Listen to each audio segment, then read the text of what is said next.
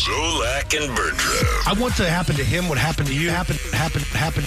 It was an intoxicating environment, and I got intoxicated. Why does this keep happening? Zolak and Bertrand, the Sports Hub. Tom in Worcester checks in with this saying, for the Star Crunch alone, Little Debbie all the way, and I'm a diabetic. That's what he added. I'll risk it all. I mean, he's saying, I'll risk it all. I don't care. I don't care whatever blood sugar spike I'm going to suffer from this. I'm going for the banana roll. The Star Crunch, which I've never had that. Star Crunch? I'm looking at it right now. I've never had it either. It's really good. Yeah? What's it look like, McCone? There you go. Zol. It's like caramel topped. I bet it's good. Caramel. Crispy. It looks like... Ready to blast your taste buds off on a stellar adventure? Little Debbie Star Crunch Cosmic Snack Cookies are the perfect treat for any mission. A classic that can't be easily... Caramel. What is that, a novel over there? Crispy rice. Yes, it's incredibly long. And then eclipsed by a coating of fudge. So caramel, crispy rice, and fudge. Go knows all about that. He sure does. He sure does. He sure does. Especially those two topics. Noah and Natick. Noah. Hey, what's up, guys? Hey. So Little Debbie is obviously the best one. It just feels way more nostalgic, way more home. And you guys are forgetting a sleeper, the Nutty Buddies. Those are the freaking best, man. That's it. All right, Noah. Let's go to Steve and Taunton. Nutty Buddy's Steve. a cookie. Hey, Vito. Hey, the best thing is those powdered donuts, those Hostess powdered donuts. They don't have cheese on it, do they? Nice cold milk. I'll eat that every day. All right, so Hostess gets a vote there from Steve and Taunton. Is he the Cheese Whiz guy? Put some Cheese Whiz on it. Did you want some Cheese Whiz? Little Debbie has mini The muffins. Cheese Whiz guy. I'm not against mini Remember the muffins. Cheese Whiz? Who does? Little Debbie. Well, You it's know? just, again, It's a another nice notch on the category belt. there. Another notch on the belt there for them. Yeah. Liam in the car. Liam. I not in the car, but that's all right. I need to first thank you guys for bringing up this very important topic. Thank you. I need to advocate for Drake's cakes because they go over a quality over quantity approach, and I need to speak on behalf of Funny Bones, which are the all-time best snack I've ever had. But they've also got Devil Dogs, Ring Devil Dings, Dogs Yodels, Yankee Doodles, coffee cakes. You know what? Say what you will about that, but just Funny Bones alone carry these guys through into the top tier. How many gallons of milk do you have to drink when you consume a Devil Dog? So dry. So incredibly dry. What's Devil Dog? Eat a Funny Bone. Okay. Gross.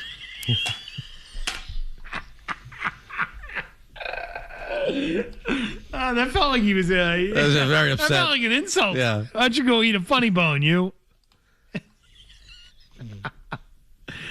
Very dry. Very, very dry. Oh, boy, guys, do you remember Ritz crackers and Cheese Whiz? Did you ever, Steve, did you eat that in the can with the cheese? Did you do that? Okay. All right. So the Swiss rolls for Little Debbie are the Yodels. I'm glad you just for brought this up. Drake's. I'm looking at it right now. And I wonder if one of those is better than the other. If Drake's could get into the conversation with Yodels. If that's a possibility for them. I wonder if the Yodel's dry like the Devil Dog is.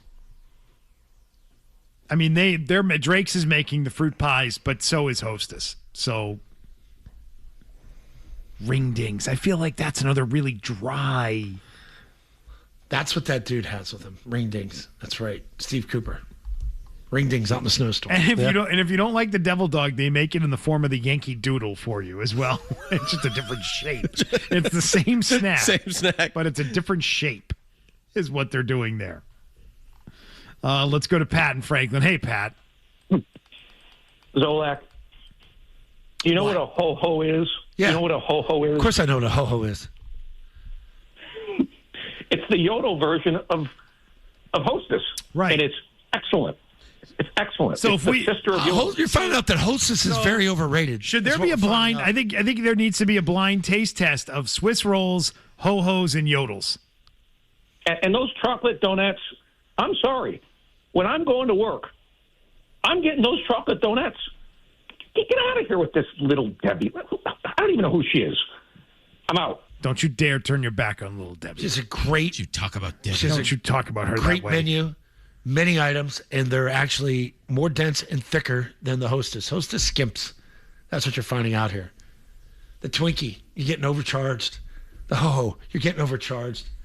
Want some denseness to that cake. Andrew writes, I feel like you're biting into something. Little Debbie says the Red Sox really suck if we're talking about cupcakes and it's the end of May still. Jeffrey in California. Hi, Jeffrey. Hey, good morning. I'm going with the funny bones, but I'll throw another one at you. Langendorf Banana Dreams. I know nothing about it. Unfamiliar. This or that is Little Debbie going up against the main rival and competitor and Hostess. Hi, Josh. Josh in West Newbury. Hey, guys. Yes, sir. All right. Team Little Debbie all the way. I love the cream pies. One question, though, Zoe. Do you feel full from cream pies? I could eat 3 cream pies. Hungry boy. It's not funny. It is, though. It is. Derek is in Melrose. Hi, Derek. Boys, that one's hard to follow. So Swiss rolls all day. I told my wife when I first met her 13 years ago, I do have a mistress, and her name was Little Debbie. So the Swiss rolls all day. And by the way, the powder donuts, Entenmann's. Entenmann's is the way to go. Yeah, I did see one. We did get one email that said it's criminal that we're not. It was Ryan in Connecticut who said it's criminal that Entenmann's is not part of this conversation. I put them on a different tier. They're more of a bigger box. Yeah, that's the breakfast. Yeah, come on. I Like mean, Entenmann's is Twinkies selling you a and full. Ho-Hos you could grab in a mini, like in a convenient. What do you call it? Little Debbie is selling you a whole box of things for like Fast food. $1.50. Yeah, Right. The You know what I mean? Entenmann's is You the grab- cheese Danish. Entenmann's is a tier above Entenmann's, this. You're taking it home and you're eating multiple servings of it. Yeah. Like, their Bring apple that to a strudel party. is Yeah. the apple strudel from Entenmann's is phenomenal. I mean, we're not gonna include them in this conversation Right. about the cheap packaged snacks. We're not gonna do that. We won't do that to them. No way. Devil squares. You ever have devil squares? I have not. Oh, And you know what? This is Saturday. Yeah, hey. Hi, Chris. Yeah, hey, Chocodiles. Hostess makes them. Have you ever had them? What is it called? Chocodiles. I have They're not. Chocolate covered Twinkies. I've not They're awesome. experienced that. All right. I've always held a Twinkie and wondered how they made them. Like you make the cake first, then you squirt the cream in on the long rod from one side. I thought it was the They're bottom. always- That's why it has those like there's holes. There's 3 holes. You're right. Yeah. You know what? You're right. I thought that was how that happened. So you stick it in from the bottom. Got it. Let's take these last. Oh my God, the phones are out of control. People don't talk about this Jack second on the Red Cape. Hey, Jack. Jack, you there? Nope, he's not there. I think we're breaking the phone. The phones are breaking. Good. John in the car. Hey, John. Hey, this is Dennis in Rockland. Oh, hi, Dennis. See, the phones are all messed up. I could tell. What do you got, okay, Dennis? guys. I'll tell you what. No, seriously. I'm thinking of doing a summer sponsorship with you guys for maybe the next couple of months. All right. I've acquired some ownership interest in a boutique distillery out of Melbourne, Australia. I'll send you guys and T-Bone some samples. We basically our product lines are specialty gins and flavored vodkas. And one of the reasons I was going to call you guys anyways, we're going to be advertising very prominently at the 49ers Cardinals game on September 11th. So I want you to look for our signage, and I want you to look for our signage, because the company, we're called Muff Liquors, and we're called The Taste from Down Under.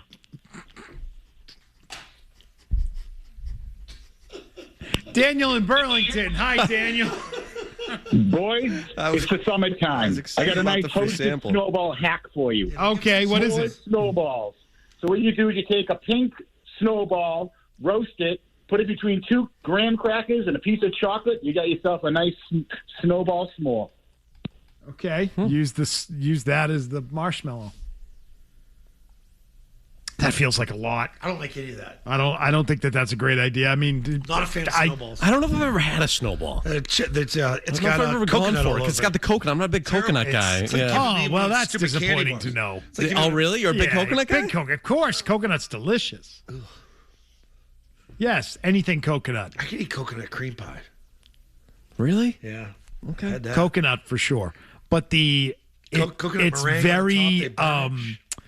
it's very spongy, and maybe that's not the right word. Is it like a Twinkie with coconut topping? It's rubbery. Yeah, it's processed. Rubbery. It's processed. Yeah. It's like eating processed crab. I don't like that. No. Tastes like crab. It's sweet, but it has no crab in it. Rich is in Waltham. Hey, Rich. Yes, sir. I'm going to expand the discussion a little bit, if I may. Sure. You guys remember, I don't know if you go back that far, but they had, I think it was Peggy Lawton, they had the brownies with the walnuts on them. Yeah, and they used to sell it in school. Packet. Yeah, you could get the brownies and packet. cookies in school. Yeah. Oh, the cookies with the 3-pack. They don't make those anymore? I don't know. I haven't seen them, man. I'd love to have some more with a big glass of milk. All right. All right. Thanks, guys. They still have a website. See you, Rich. Looks like they still exist. You know these. The Choco Chip cookies with the yellow label. Yeah. The 2-pack. 3? I thought they were 3-packs. Well, in school, it was a 2-pack. At the store, you'd get a 3-pack. Do kids still eat Lunchables? Is that still a thing? Yes. Or is that... No, because they got a real bad rap when there was a Lunchables cancer thing, wasn't there? Everything gives you cancer. Lunchables were, man. I like the pizza ones. Yep. The make your Here own it is. pizza. Make your own pizza. Yep. From 2024. From Consumer Reports. Lunchables, prepackaged boxes of deli meat, cheese, and crackers are not the healthiest option when it comes to picking snacks or lunches for kids, as they contain troublesome levels of lead and sodium, according to Consumer Reports. Lead. Small doses, you're going to be fine. Yeah. You ever eat mercury? I don't know. They tell you don't do it, but just like ate it. Broke a thermometer. Didn't do anything to you. None of the kits that they tested exceeded the legal or regulatory limits, but 5 of the 12 tested products would expose someone to 50% or more of California's maximum allowable amount of lead or cadmium heavy metals that can cause developmental and other problems in kids. A low threshold in California. Raise those standards up. Well, this segment just took a turn. Lead and sodium. Yeah. Yeah, I don't really think it's a big thing anymore. As They it were once great. was. Yeah, they were tremendous. I mean, they still sell them. I mean, I'm not worried about it. Yeah. Kids would eat paint chips all the time. That's why I like that. Is that what you did? No. Oh. All right, Jack in Dorchester. Hey, Jack. Yeah, hey, when I was a kid, I used to eat Susie Q's like crazy. Then I grew up, I got married. I married a girl named Sue, and I'm still eating Susie Q's. There you go. You guys are funny. That's a good one. Susie Q's, of course, a hostess. That's a vote for hostess right there. Cornelius in Weymouth. Hey, how you doing? Yeah, I was thinking about Flaky Puffs. I don't know if you guys remember those. Hostess used to make those. What are they called? Twinkie Puffs. Flaky Puffs. I don't know what those are. Yeah, by Hostess. Okay. All right. Vote for hostess then. I got married. Okay. He's not. I'm doing Little Debbie. Mike in Rhode Island. Mike. Hey, guys. Little Debbie wins out only because everything they make is sweeter and moister than the Hostess or Drake's. But also, known fact, Nick Saban every morning eats 2 Little Debbie oatmeal pies with his coffee every morning for breakfast. And he looks pretty good for his age, so there's something to it. And he actually, you guys can Google it. He actually did commercials for Little Debbie, so you can play one of those. Oh, all right. Good to know. Thank you for that, Mike. It's like Mel Kiper taking on the pumpkin pie for breakfast every day. Is that right? Yeah. Every day? Every day, pumpkin pie. Loves pumpkin pie. Mm-hmm. Like a whole pie? I think so, yeah. He just F's Just up a whole takes pie it down. every day? Yeah, I respect it. You gotta eat your pumpkin pie, Miss Daisy. Pumpkin pie, Miss On Daisy. Thanksgiving, everybody eats pumpkin pie on Thanksgiving. All right. I'm not quite sure where we go from here now. This is the fun of this or that. That's the great thing about it. 617-779-0985. Don't go anywhere. No matter where. Smoking meats in the Fenway. No matter when. Here we go. Ad-lib time. That's awesome. Zolak and Bertrand, the Sports Hub. It's Zolak and Bertrand on a Thursday from our Town Fair Tire studios. Thank you for all of the participation in the this or that segments. We're not going to let it overtake the shows, though, as much as you would like for that to happen every Tuesday, Thursday heading forward. We got a lot out of it. All right? I think it was a good start. Solid start for sure. Good suggestion. Team Little Horse Debbie. or donkey? Okay, that's not a thing. That's next Tuesday, baby. No, it isn't. Nope. That is not true. All right, let's talk about the Patriots again, shall we? Sure. Let's hear from Tommy Curran and Phil Perry talking about Christian Gonzalez not being at OTAs. If he's not there, that's a bigger deal. The fact that he's not at this OTA, it's noteworthy, but let's be realistic. There is no effing way that Christian Gonzalez plays for $4 million this year. It's not going to happen. He's going to get a new contract. It's $4 million this year. It's $21 million under the fifth-year option next year. He's not playing for that. So the fact that he wasn't at OTAs is the rational outgrowth of the fact that there's no new contract yet. Would I have been surprised if he was there? No, because it seems like everything has been fine. Is it bad if he isn't there? No. Is it bad if he's not at minicamp? Doesn't mean he's not going to get a contract. We could say, it's getting contentious. I don't care. Cornerbacks are like sports cars. You could say he's a cornerback. He doesn't need OTAs. And he's one of the best players in football, regardless of position. And you could argue a lot of those guys don't need OTAs.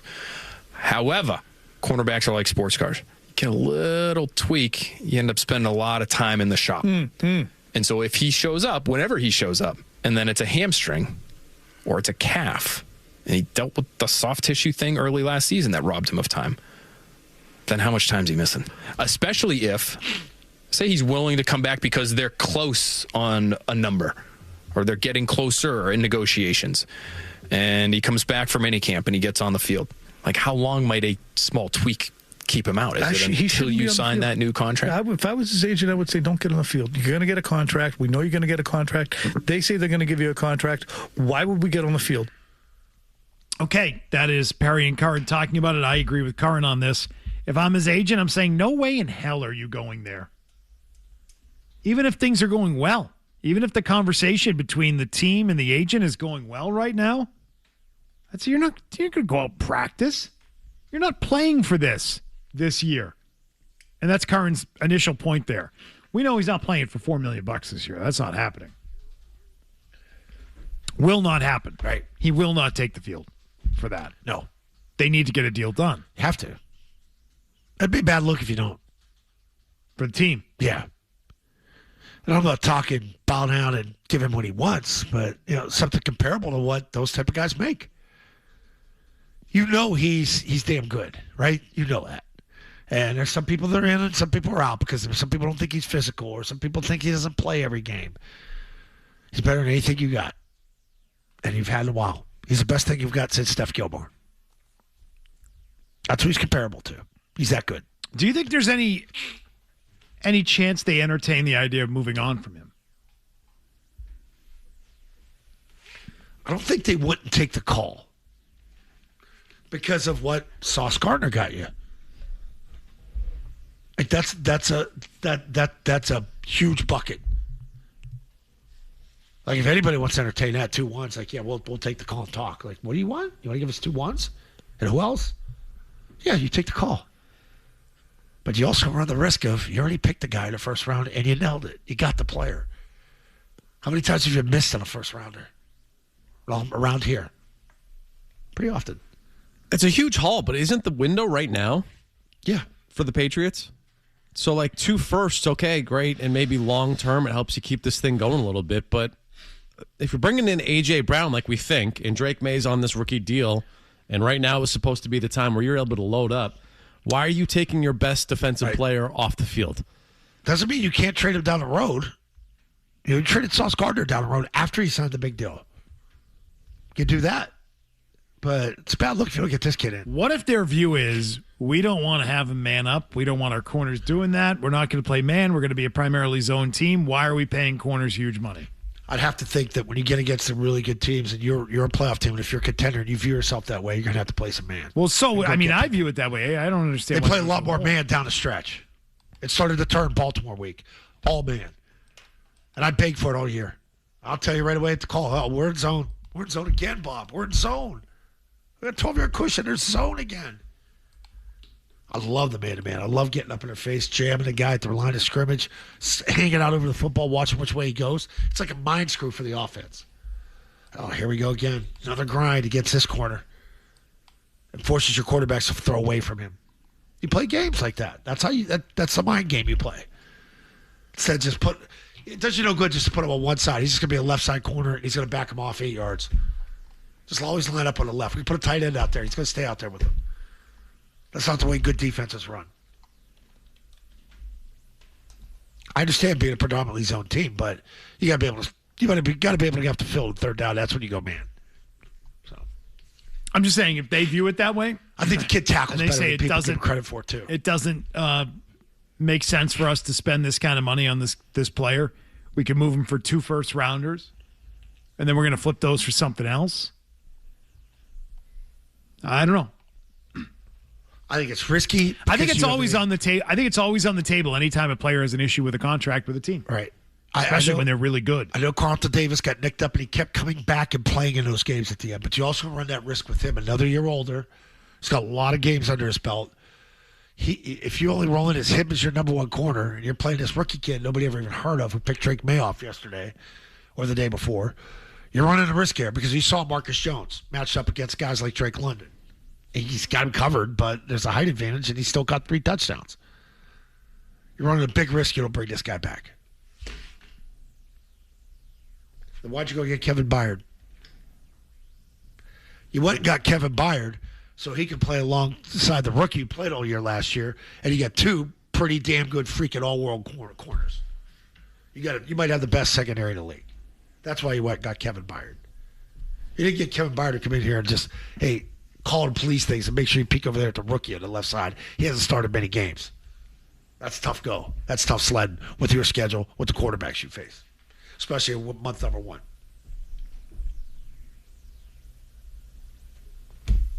Ty Law, Talib, Revis, Malcolm Butler, Stephon Gilmore. You've been at your best when you had one of those dudes. Funny how this is not the position that I would screw around with. We saw 2011 when you didn't have corners, disaster. Yeah. It's the most critical piece behind a quarterback. You got to have the quarterback, the corner, pass rusher, a backside tackle, and a premier guy on the outside. You got 2 of them right now on your roster, the quarterback and corner. Numbers 1 and 2, the most difficult to fill, already filled. I am curious where they're at. I think we all are. Where do they stand with Christian Gonzalez? How far down the road are they in talking about a contract and getting it done to potentially get it back on the field? That part about the hammy was interesting, though. We should discuss that. The part that Phil would kept going back to, referring to him as a sports car. We could do that coming up next. We're back with more Zolak and Bertrand. I mean, those are the things I'm working on with 3rd graders. On the Sports Hub. What's on the HD2 right now? Like Felger Maz from yesterday or something? We should get rid of that. Let's get rid of that. We don't need that. This is great because Felger's so out of touch with sports. We don't need that. You can't, there's no stream. We need an oldie station. That's what we need over there. Well, I thought there's one coming curated by me and Zoe. Wasn't there one coming down the hall soon? You and I will just do a music station together. Yeah. Put the station playlist Yeah, together. Zoe and I could voice track an oldies station, no problem. We'll just rotate hosts throughout different stations. Yeah. Now, most of Zoe's curation of the catalog will be about his dad owning that record once upon a time. Right? Sound effect? My dad had this. This will be the lead into the song. I did. Right? You remember things as a kid. Yes. He buried and burned it into my memory. Can't tell you. That song right there was one he liked. Who sang Jeremiah Was a Bullfrog? That is Jeremiah was he played that every Three day. Dog Night. 3 Dog Night. Boom. I told you that. 3 Dog Night. See this, McCone? Blood, Sweat, and Tears. Yeah, that's knowledge right there, McCone. 3 Dog Night. You don't even know Blondie sang that song. I didn't. Is pathetic. That is pathetic for a man your age. Who's better at hitting the post, though? That's the question if we're doing this. Broadcaster. Broadcaster. No. Tangway. Professional. Tangway. Yes. Why are you addicted to acting? Yes. Did you hear that this morning, by the way? It's freaking great. What did you just for? Toucher and Hardy. What they do? They were playing some Tangway clips. Oh, I didn't hear of that. his podcast. I didn't hear it. Yeah. Damn. You missed it. What time was that? Why'd you fire him anyway? Why'd you do that? I didn't get him fired. Dude, I just show up and work, man. I'm a worker bee. You plug and play. He was talking about working with Tim Robinson. Who's Tim Robbins? Comedian. Don't know who he is. I know who Tim Robbins is. He was in Shawshank Redemption. There you go. He was Andy. What's that pickaxe for? Anyway, I want to talk about making chess pieces. The hammy with Gonzalez. If we could just throw it right back into sports. Yeah. Phil's suggesting that Gonzalez could come back. And then if things aren't right, forget a holdout. It's a hold your hammy. That's what Gilmore did. I pulled my hammy. Gilmore did it with the thigh. Day one of training camp. Remember, Beetle put that stack, right? So I kept saying, I was like, you got to ice that down with a stack of hundreds. Yeah. Put a brick of $10,000 right on the thigh with a blank check attached to it, and make that work for him. I mean, I understand they're sweating doing this deal. It's a big commitment. But, you think they're nervous about making the commitment? Well, I mean, it's a big contract. You're always nervous about these type of contracts, and they don't really do them. They got a bigger one coming up next year with the quarterback. So why not just dip your toes in it now, get used to it? That you're going to have to pay to contend and win. You got to pay money. Brady's not here anymore.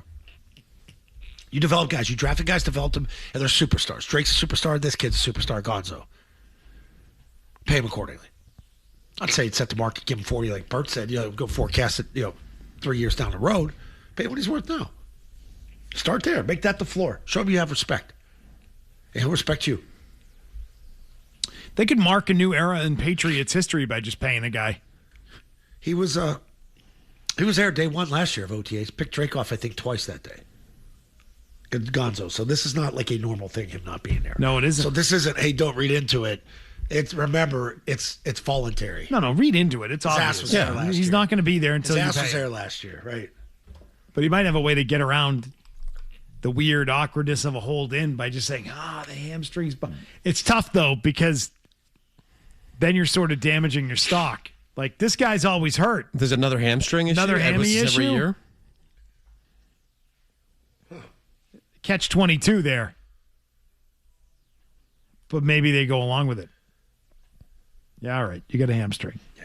We'll figure While we it out. work out the deal. We'll knock out this contract. Let's go to Hugh Sean and Easton. Go ahead. Yes. So, Zolak, what are you thinking about A.J. Brown coming to the Patriots? My brother-in-law's Chrissy's atomic gas. Yeah, what do you think about A.J. Brown What's coming the to the second Patriots? part? I don't know. Something about his brother-in-law. He says brother-in-law's a pain in the ass? I think that's what he said, yeah. I love the thought of A.J. Brown coming here, being number one.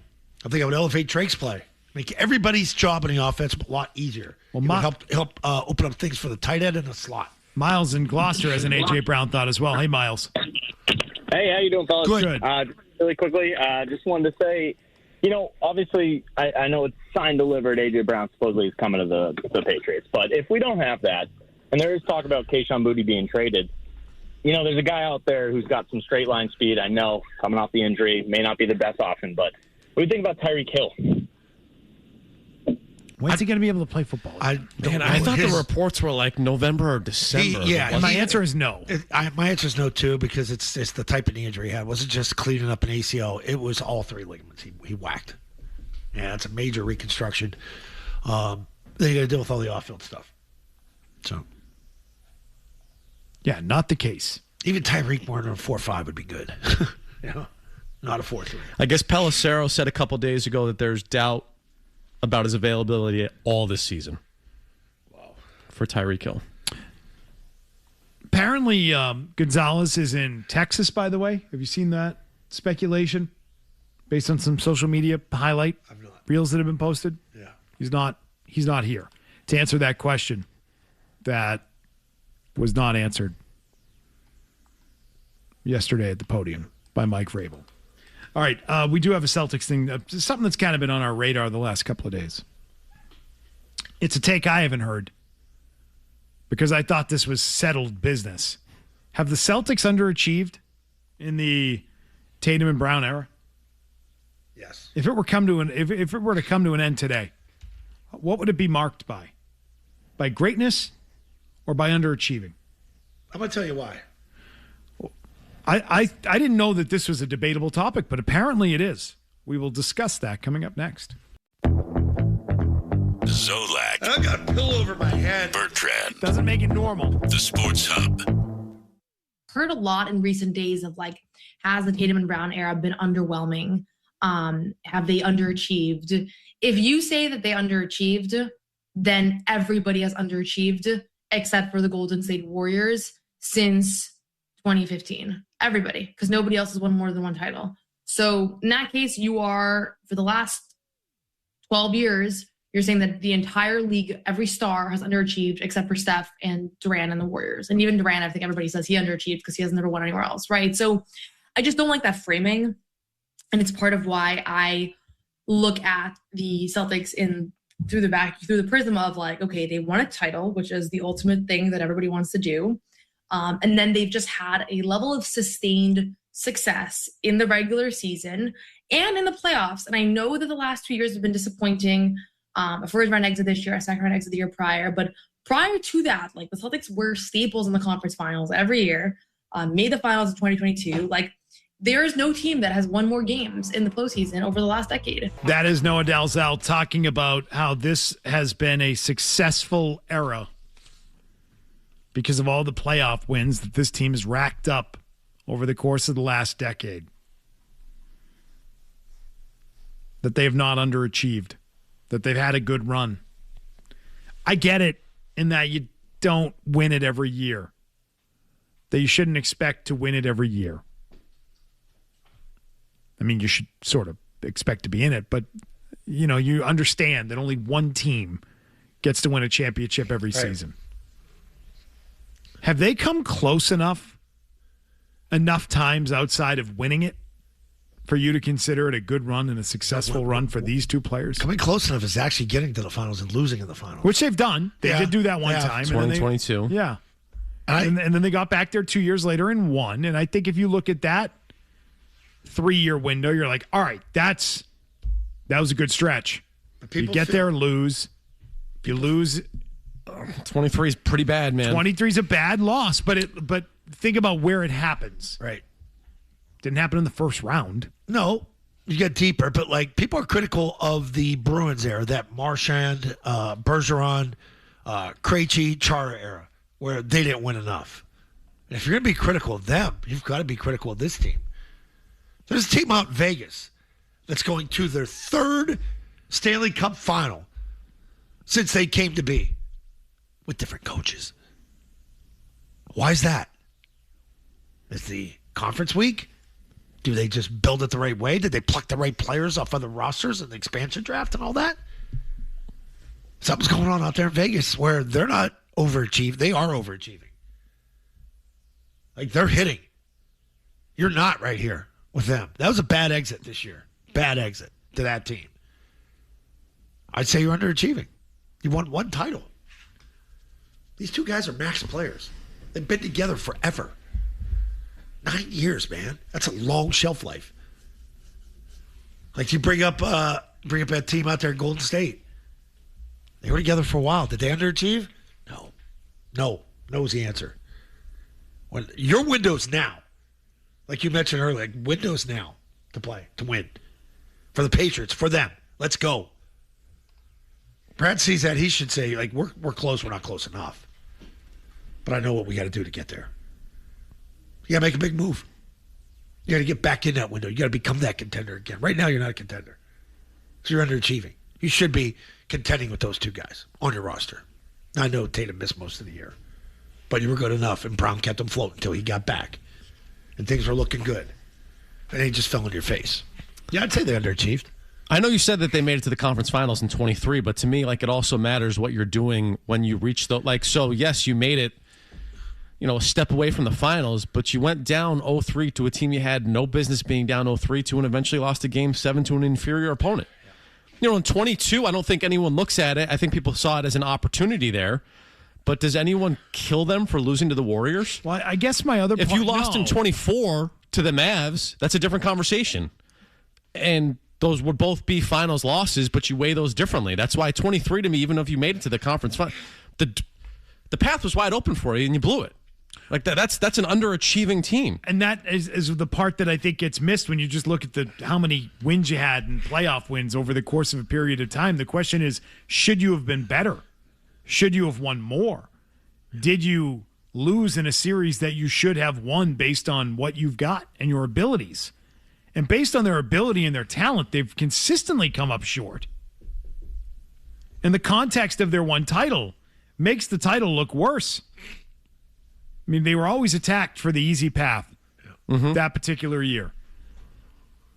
Well, you look at those other years and say, well, if they had an easier path, were they going to win the title in those years? Probably. 23, yeah, if there was an easier path, they probably could have won it. It's about, did you meet your expectations? Did you beat the teams you should have beat? Yes. And that to me is not a yes for them.